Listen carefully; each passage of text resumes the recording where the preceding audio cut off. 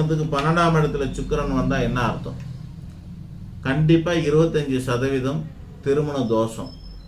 ஏற்கனவே சிம்ம லக்னத்துக்கு திருமண தோஷம் இருக்குது. சுக்கிரனும் 12ல் வந்தால் அப்போ இன்னொரு 25, மொத்தம் 50% திருமண தோஷம்.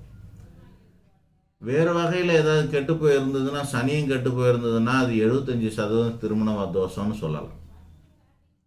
இல்லாத பட்சத்தில் 50% திருமண தோஷம் உண்டுன்னு அர்த்தம். அது மட்டும் இல்லாமல் இளைய சகோதர தோஷம் உண்டு, இல்லை விரயம் உண்டு. திறமை, கீர்த்தி, புகழ், பெருமை, கௌரவம், தைரியம் இதெல்லாம் கெடுத்துக்கக்கூடிய அமைப்பு, நஷ்டம் பண்ணிக்கிற அமைப்பு, விரயம் பண்ணிக்கக்கூடிய அமைப்பு. வருமான ரீதியாக பயணமோ விரயமோ அலைச்சலோ ஏற்படக்கூடிய அமைப்பு, அல்லது நிலையற்ற வருமானமாக இருக்கக்கூடிய அமைப்பு, இதெல்லாம் உண்டு. ஆக 12ஆம் இடத்துல இருக்க சுக்கிரன் நன்மை அல்ல, பல வகையில் காலவரையும் தனவரையும் பொருள் வரையத்தை கொடுக்கக்கூடியதுன்னு அர்த்தம். நன்றி, வணக்கம்.